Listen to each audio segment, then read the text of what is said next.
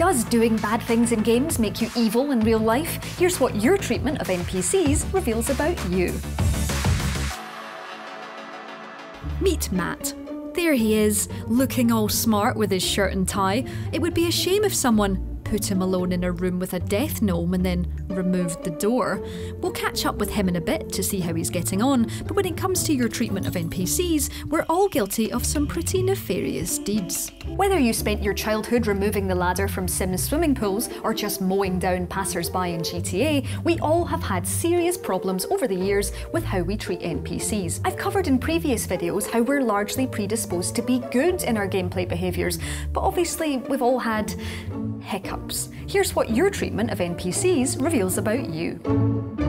So here we are, back with Matt. I've constructed a nice room for him, complete with the Sims' infamous tragedy clown. What could possibly go wrong? Well, everything, and that's kind of the point. Since the birth of the Sims, all the way back in the year 2000, we've been finding a plethora of new and progressively more bizarre ways to make them miserable. But what exactly does that say about us? We all have stories about what we've done to those who speak Simlish over the years, but the truth is that you really aren't a psychopath for just taking away the odd window or door. For one thing, everything I've talked about in previous videos is true. Largely, we do create Sims that reflect ourselves and our own ideals of who we want to be, and that doesn't tend to be a starring role in our own version of Saw. It's one of many, but a paper called Self-Portrayal in a Simulated Life, Projecting Personality and Values in The Sims 2 by Thaddeus Griebel included an experiment where participants created Sims. The results showed that the majority of these Sims shared key personality types with their creators, extending them into the virtual world. Hence why Matt here is creative. I understand him as a human and want his fictional self to share traits with his real one. But why then am I putting him in a box and making him suffer? Alone. One word. Experimentation. The reason a lot of us talk about torturing Sims in the past is that we did it when we were younger, just to see what would happen. For years we've been testing games to see just how big we can build, how much chaos we can cause, and the power of AI. You aren't evil when you test the limits of Sims technology, you're just putting creative into creative mode. I might enjoy spending time with Matt, but of course I'm going to see what happens when all he has is a sobbing Pennywise and a gnome for company.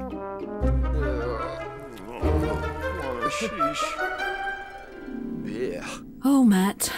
Oh, dear. Oh, yabba yabba.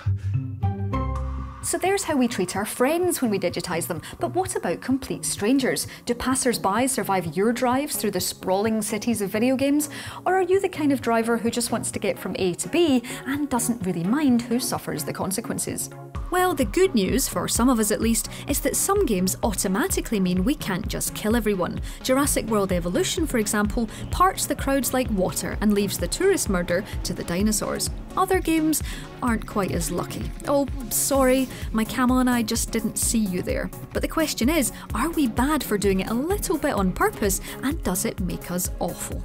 I've talked about it before, but our day-to-day video game behaviour tends to be pretty good, so let's see these as digressions. And they definitely don't make you evil. Stay with me here, but a study on player behaviour by Hartman, Toz and Brandon in 2010 concluded that more empathetic players felt more guilt if they performed unjustified virtual violence, and even more so if they knew an NPC's social background.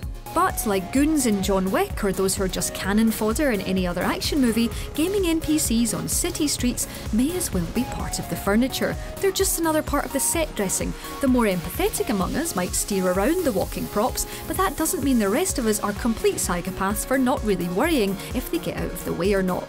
You're not being given a background, so psychologically you're less likely to care about causing harm in games.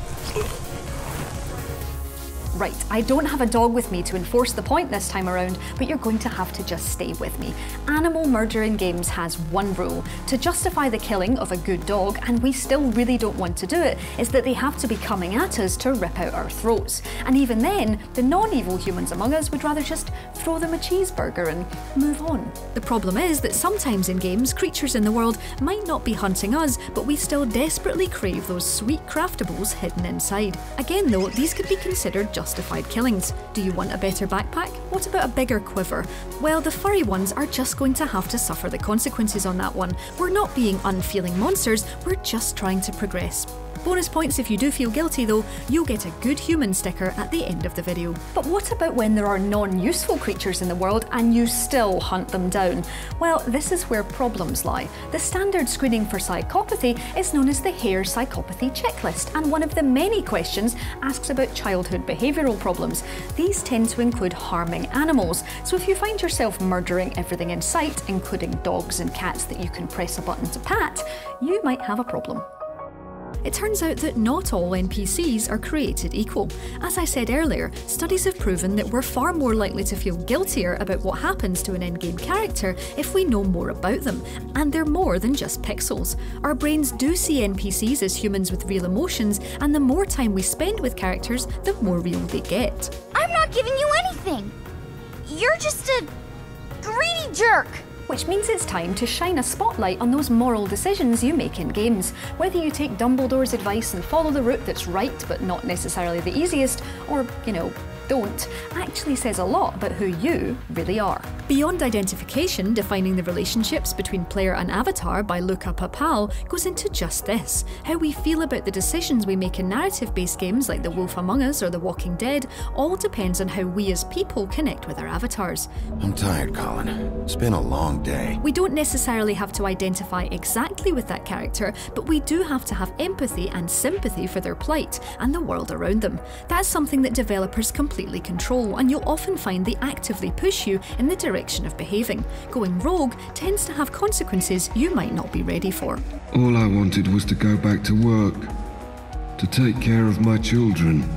If a game's doing its job right and delivering you these moral connections, whatever the decision you make will be more likely to be reflections of what you as a real person in that situation would do. The more emotionally connected you are, the more moral you are, which makes it harder to be seriously evil. It's not impossible, but you'll probably feel guilty about it for longer.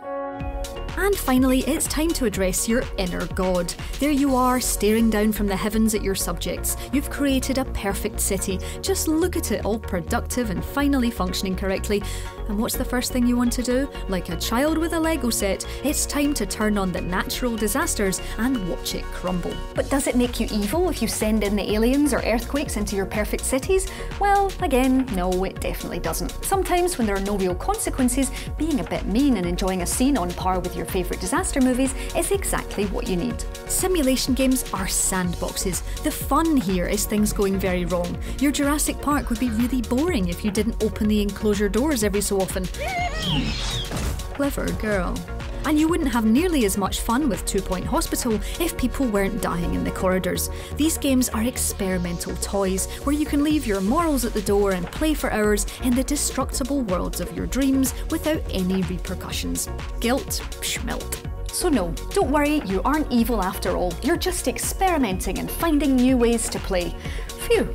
Oh, and yeah, sorry Matt. Friends to pay. Ogna Fran. So that's us. Let me know your most nefarious in-game activities in the comments below. Drop this video a like if you enjoyed the torture of Matt, and don't forget to subscribe to Logitech G for more videos just like this one.